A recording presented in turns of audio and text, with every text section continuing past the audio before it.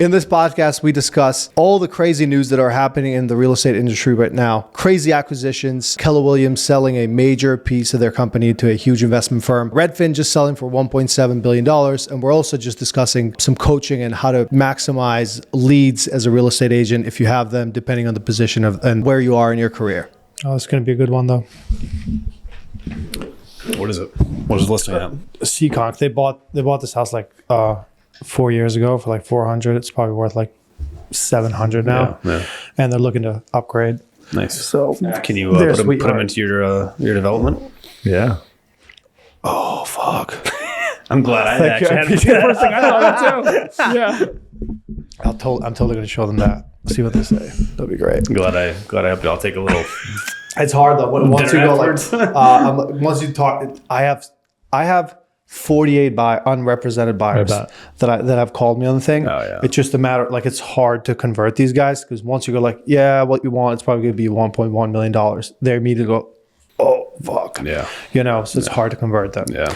But you got to just be like, if you're not looking for this, like, what are you looking for? What's your budget? I know, I'm trying. Let's find other things. They're looking at you as the builder, and then maybe we should talk about this because I'm not kidding. Like I was looking at the list today, 48, 47 people since I've listed them. Yeah. That's a gold mine. Yeah, and they're all between 900 and $1.5 million. That is a gold mine. Yeah. What would 6 year ago Albert do?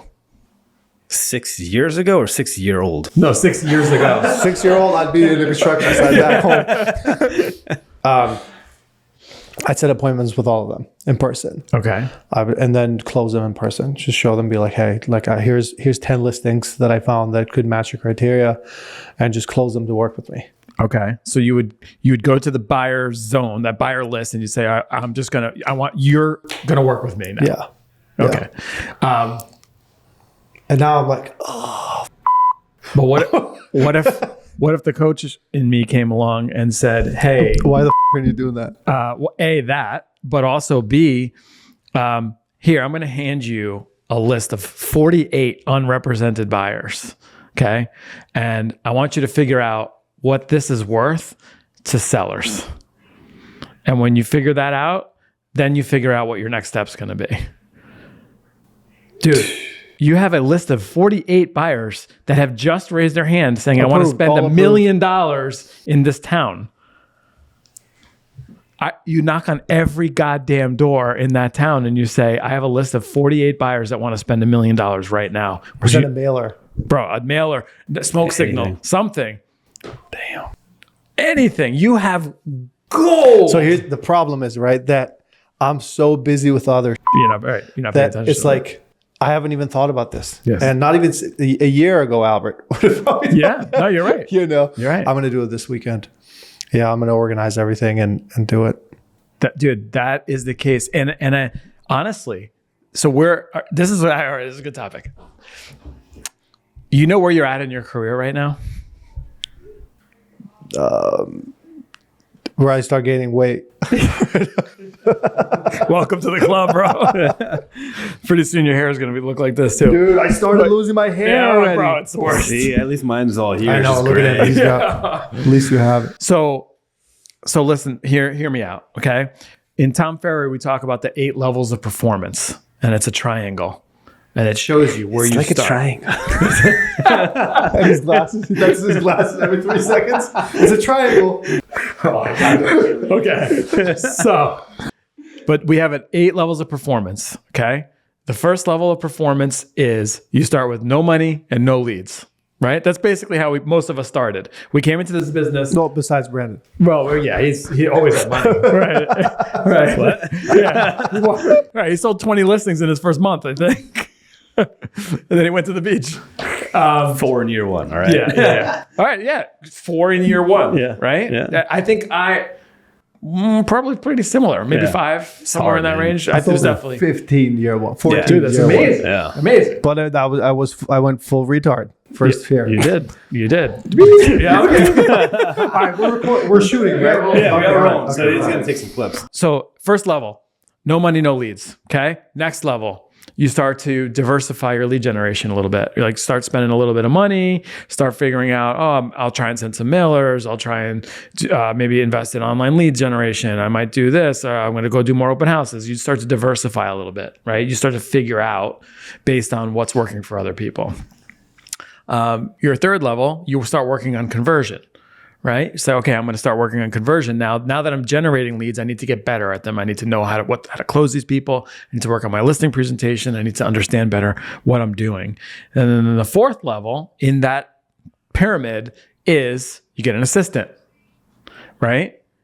And then the fifth level is you potentially grow a team or kind of diversify or start to delegate a little bit more. But the reason why I always point that out is when you get to that fourth level with the assistant, right? Now we are leveraged, right? We all use a transaction coordinator, right? To take that off of our plate because quite frankly, we'd be doing our own clients a disservice because we suck so bad at the details, right? It's just not gonna lie. Right. I'd probably be sued multiple times. Yeah, shout out to Sarah, right? Yes. She's amazing and thank you for saving our lives, right? But if it wasn't, that's one aspect of our business, right? And then we start to get fearful about doing other things with delegation. We talk about a VA, right? And VAs can do multiple things. We have VAs that prospect, we have other VAs, whatever. But I actually think at this point, from the sounds of it and the diagnosis of this, you should be working with another agent in our market who's hungry and wants to hit the phones, knock on doors, and go through this amazing thing you've created with these 48 guy. So tell him to keep calling. We have received a $1 million deposit for the whole summer. But I think you're at the point where you should take someone really like hungry and just unleash them and say, you know what? Here's what I'm going to do. Because I'm not going to do anything with these. I'm going to unleash you on all of this, and I'll split anything that comes off of this. I'll split it with you 50-50. Dude, as you were saying that, that's where my mind was going. Yeah. Because I was thinking, am I being lazy by doing that? But it's not lazy, but it's a decision that has to be made because if I now focus on that, I have to kind of let go of the attention of what brought those people first, which was the development and all these other things that I'm doing. Mm-hmm. But clearly, like this is much more difficult, and because it's generating these amazing leads without me having to do anything. Mm-hmm. So if I spend the time prospecting these guys and closing them and setting appointments with them, then I literally do not have the time to do both right now. Think about like the Kevin Sokolowski method, shout out to Kevin, taking a bigger percentage of a referral fee than you normally get because you're handing out really hot leads to somebody and say, listen, you're going to pay me 40%, but here's a list of 40 leads, have at it. And that way you don't have to do anything. You're leveraging yourself, but you're still getting paid on work that you've done.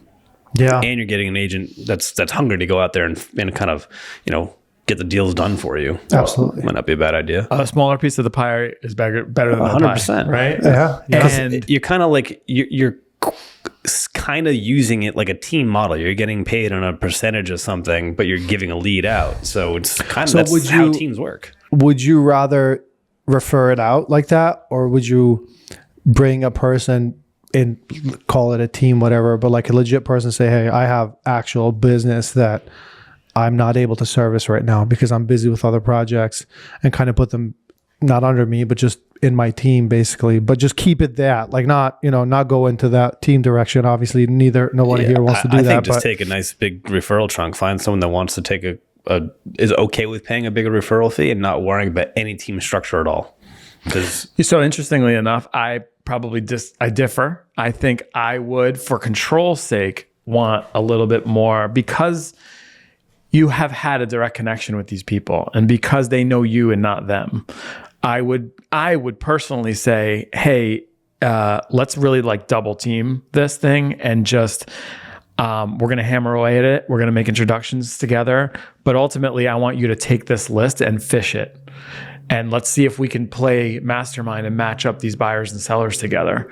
Because if you got 5%, that's still 2.5 5 to 3 deals Yeah. out of that from nothing.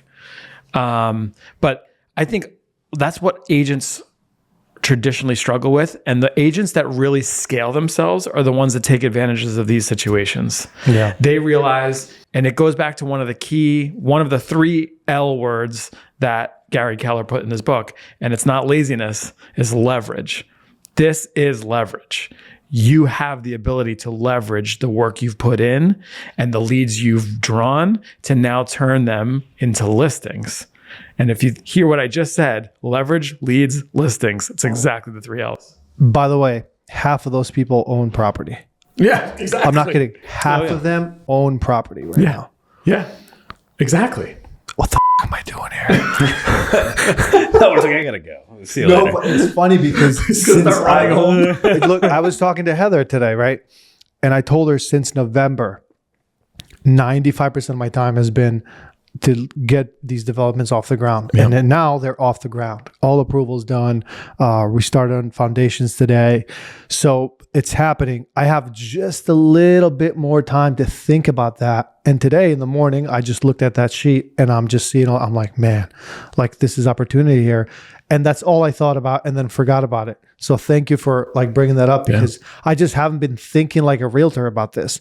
I've been kind of thinking like a builder. Like, oh, I don't know what to do with this list. You know, it's just sitting there rather than like doing that. 1,000%. Damn. I got to figure that out. Speaking of Gary Keller. Oh, good segue. Hold on, let me get my mustache first. Yeah, there's been some big industry moves Sure this has last been, week. yeah. What are your takes on it? I've actually thought about this a good deal. I think here's the thing. I think Gary Keller was late to this decision. I think he should have decided to do this 10 years ago. Yeah. I think if he had done something like this 10 years ago, they'd be right here competing in the cool and attractive level of real and EXP right now, right? Instead, in the last 10 years, he's tried to compete with us in the old way. Like he didn't want to change what he did, but he, bring a new CEO. They try to build a CRM, run Facebook leads through a system. You were there, so you know all that better than me. But they did all that stuff. They went. Don't quote me on this, but I feel like they went through 7 CEOs in the last 10 years. It's insane, yeah. It's insane. The amount, because it's just, because he didn't want to let go of control. He wanted to be in charge and then have the CEO. And he had talented people. Like he had the guy, Matt, I forget his last name. Now he's the CEO of Serhant. So he's extremely talented, but obviously Gary wouldn't allow him to take full control, and then these guys would leave a year and a half later. They would just, he would just wash them out. Right. And obviously now he's at a point clearly where they needed to do this. Yeah. But I think if they had done this 10 years ago, I think they'd be probably at a faster growth trajectory than we are. Well, they already had a huge head start on everybody because, and to Gary Keller's credit, he's kind of like the brainchild behind all of this, any kind of profit sharing or revenue sharing. None of it existed if it wasn't for him in the first place that started it. So I give him a lot of credit, but it's like Keller Williams is his baby, and he cannot let it grow up without him. He needs to hold on to it and nurture it as long as he could.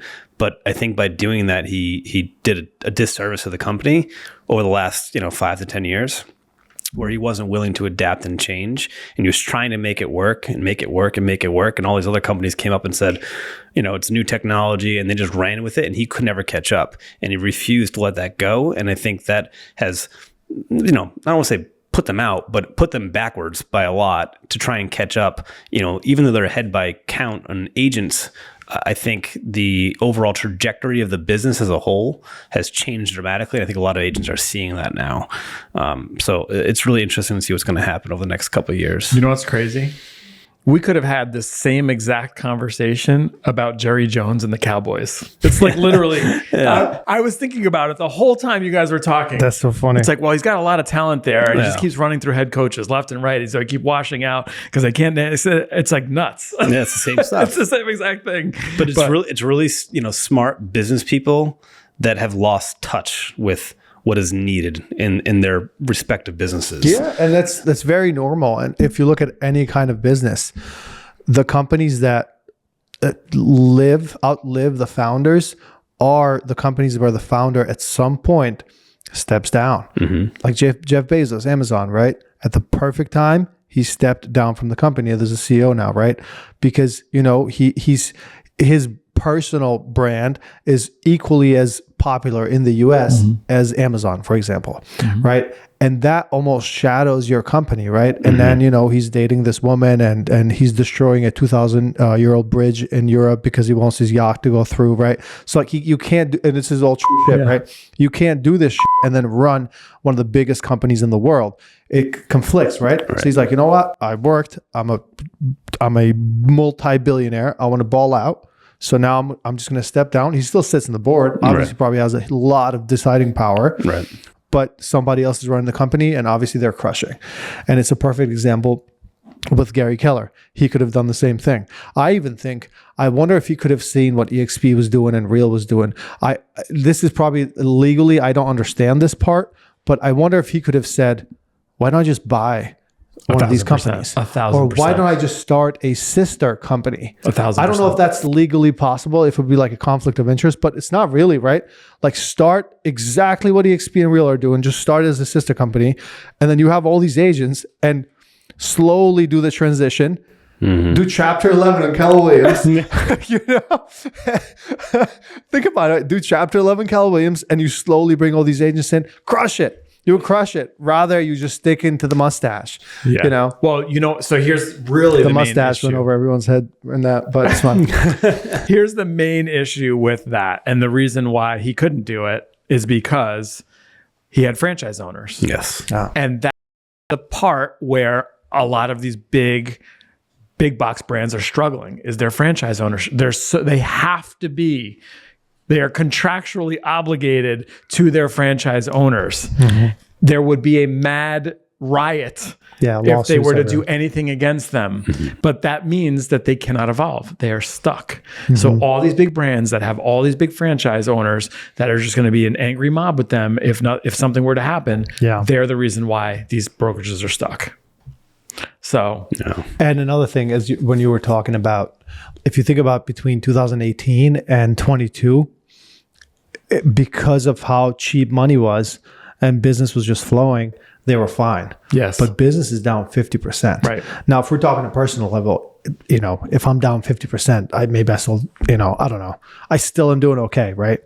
But not really if I'm down 50%, even me, right? But if Keller Williams is down 50%, they're losing hundreds of millions of dollars. It's a big company, and and they run at very thin margins because of the franchise owners. Across the board run the thin margins, all of them, regardless of the model. It's hard. It's a hard business.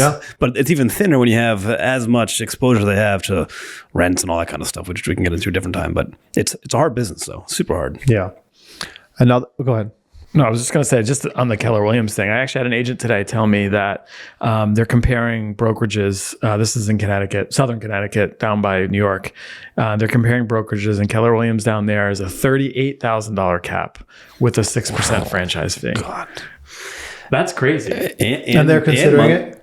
Well, until I get a conversation with them. And then the monthlies on top of it. I had a conversation with somebody last week. There was two of them together, a husband and wife team. They're paying $3,600 a year just in monthly fees. Yeah. Never mind like the splits. I was like, that alone's off the board. $4,000 raise for yourself just because you switched. Yeah, just 3 deals. What can you do with 3 deals? It's craziness. So yeah, I don't know. Another segue. I was gonna do a segue myself, but go right, ahead. No, go ahead. Since you're doing a segue today. 1, 2, 3. All right, go. 1, 2, 3. Redfin. Perfect. Yeah. Okay, Justin, go ahead. Okay, so for those that don't know, this Give us week, the international perspective. For those of you who don't know, in this week, so Rocket Companies, Rocket Mortgage specifically, purchased Redfin, which was a huge buyout in this industry, and really interesting timing too. I wonder how much Redfin would have been. I think it was 1.4 billion, 1.7 billion, which I thought was incredible. They were valued at 10 billion just a couple of years ago. I was just gonna say, talk about timing and waiting too long, right? I think Redfin would have sold. They probably could have sold for 7 or 8 billion. just a few years ago. 100%. So while that looks like at first as a win, I think it's a complete disastrous It's loss. a disaster. Yeah. Now, I would love your thoughts though on why Rocket would purchase Redfin. Where do we see the future of Rocket positioning themselves against a Zillow, against whatever other entities? So if you look at Rocket, right, they did Rocket Mortgage. Then they purchased Credit Karma, if I'm not mistaken. And they also purchased another app that was very popular, and then they changed the name. So I don't know what the name of it is now, but it was that tracks your expenses. Oh, yeah. It's a big app. I forget the name. It's called Rocket Money now, I believe, but it had a different name. It was a very popular name. And now they purchased Redfin. So really what they're doing is they're purchasing data and exposure, right? So what they're doing is they're purchasing all these companies so that they can control the market more and have more data. So that, for example, now if you have an app where you control all of your income statements, in that app they tell you about your credit score, right? In that app now they can tell you, hey, you qualify for a house. And then from that app, they can transfer it to, hey, because you qualify for a house and because we know you qualify for a house because we have your information because we own Credit Karma, here's a couple of houses that you can buy right now because now we have Redfin and we know the houses you're looking at. I don't know if you ever use Redfin. Sure. I like Redfin a lot. Yeah. One of the best search platforms it's there better, is. Right? So the way they track you online is if you use Redfin for an area, the next email you get is listings for that area. So they have really good technology. So now they kind of are just cornering the buyer in multiple angles and directions. I don't think they bought Redfin because they're thinking that they're going to compete in the listing market. The reason why Redfin failed and they've been losing money for 10 years is because they were trying to cut out the real estate agent by offering 1% fees, right? Now that's a conversation maybe for a different time, but that also goes to show you why you can't outcompete somebody by giving the cheapest price. And especially if you're a publicly traded company who's running on hundreds of millions of dollars of debt, right? The market shifts, you're done. You're screwed. So that's what I think Rocket Mortgage is doing. I think it's a brilliant move on their end. And I think I don't think it affects us at all. I think probably this is a bigger concern for the mortgage industry. But as far as real estate agents, I think we're going to have less competition. And I would not be surprised if they completely cancel the listing side of Redfin and they don't do listings anymore for 1% because it's just a terrible business idea. Yeah, terrible. I think it's just a huge upline to Rocket for an insane amount of buyer leads for mortgage business. Rocket crushes mortgages. I think they've done a lot better job in the last few years. I know I would say 5 years ago, if you got an approval with the Rocket Mortgage, look at the fees and say, this is insane. And do I love working with them personally? No, I like to stay local if I can, but they're a lot better than they used to be. And I think Redfin, in my opinion, was the best search platform for homes to the public outside of the MLS. Zillow, Realtor.com, and Redfin are the three big ones. I thought Redfin's was by far and away better. And I think it has a huge viewership of it and usability of it. So Rocket's going to get all of those buyer leads for mortgages now, which I think at 1.75 is an absolute steal for them. It's a no-brainer.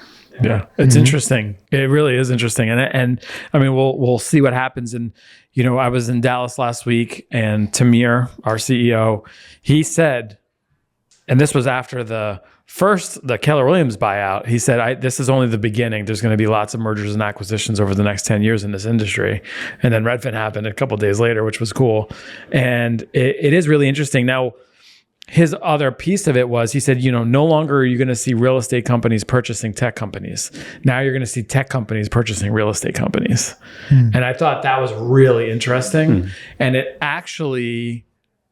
sent a little bit of a shiver up my spine because I also know in a veiled way he's referring to Real as a tech company, which is great. But I did think about it for a minute and I was like, what if Amazon buys a real estate company?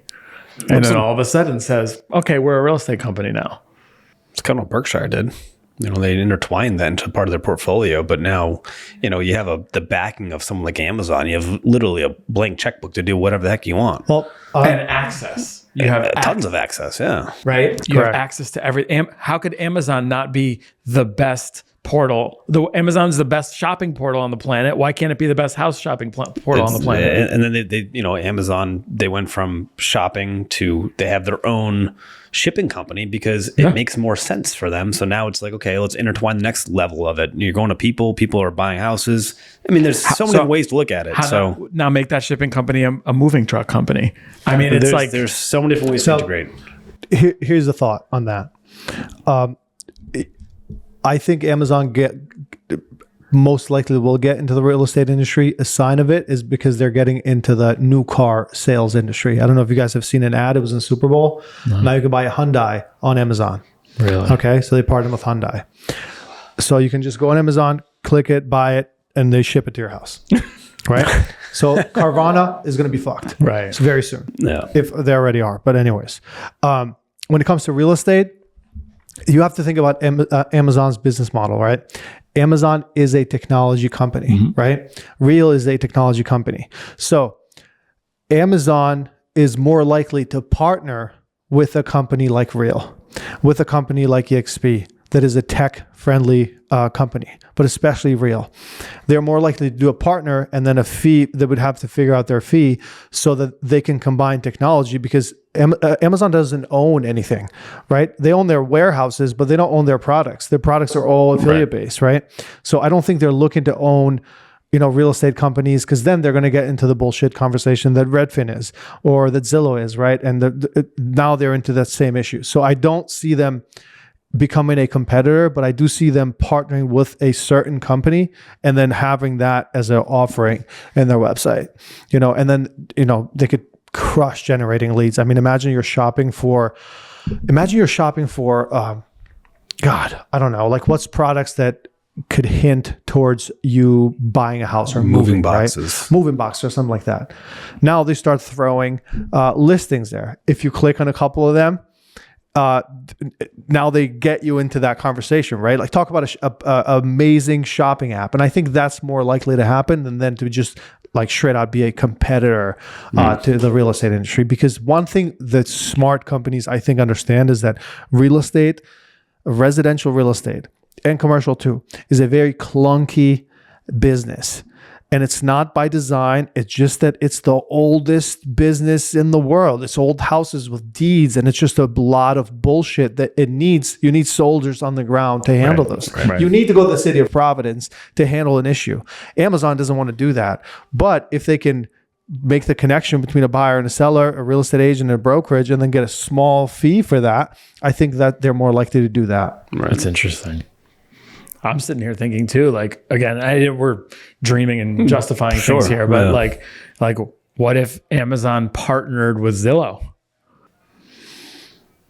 Think about that for a second, because you just said, okay, Amazon can be a lead generation system. Well, Zillow wants leads because that's all they sell to agents is leads. So why couldn't they figure out how to team up somehow and create this super lead generation platform? It's a good thing Amazon's never going to listen to our podcast and take our ideas. Jeff Bezos in his yacht. It's like, ooh, these guys. Invest $10 million into this. There's probably a Jeff Bezos, the 15th clone that's out there listening to this right now. Yeah. I think it's possible. Hit me up. Yeah. I think it's possible. I think it's, I don't know about Zillow though, because again, Zillow is another company that loses a lot of money. Yeah. If you think of their business model is better than Redfin's, but they still are losing a lot of money and they're still very vulnerable to the real estate agent. And if you look at Amazon, whatever they do, they run the show. Like if you look at the way they have the products, for example, let's say you sell couches, right? And you design beautiful couches and you post them on Amazon. Let's say you post a couch on Amazon for $800 or $1,000. You cannot go on your own website and put that couch for $900. Right. Because and if they do that, then they hide you from Amazon and they own the traffic. Like if for every one person that goes to your website, 100 go to Amazon. Right. So I don't think they would want to partner with someone that's a liability. And to me, I see Zillow as a liability. I think Zillow is could be next to fall at some point because I just don't see how they are going to make it out of this alive, to be honest. Yeah. I mean, there's just the amount of, I want to say, like debt, I guess. I mean, they have an immense amount of debt. And just like at what point every big tech company has a burn rate of some sort, but it's like, where's the pivot? When does it turn to positive equity? Exactly. I don't know if they've like bought too much. I have no idea. Yeah. I mean, what is the turning point? I'm sure they must have a plan, but I don't know what that plan I don't is. know, dude. If you read their financial statements, they don't really seem to have a plan. Like it does. And who am I to say, right? Yeah. But it's very designed for the investor who is not in the day-to-day operations of the business, Right. And they don't really understand it. But if you read it, you're like, oh my god, like they're a complete liability. Yes, they're buying all these companies. They're pitching the future. It's the whole, Right. They're building the Zillow super app, so they're pitching the future. But we know that their conversion ratios are like 4 or 5%, Right. and it's been like that for forever, Right. Right. We also know that even younger buyers go on Zillow and then they stop Zillow and they call you or me to do a deal, right? Right. So these are real facts that I just don't know that they can ever switch it up. And then business has dropped by almost 50%. It's crazy. going to stay low like this for the next 10 years. We know that. Right. Like it's not going back to that. So how are they going to? It's just like they have to grow by buying companies, which means that they're going to incur more and more debt, Right. to get bigger and bigger, so that the financial institutions, in a way, almost have to support them, and they can't let them go down. Right.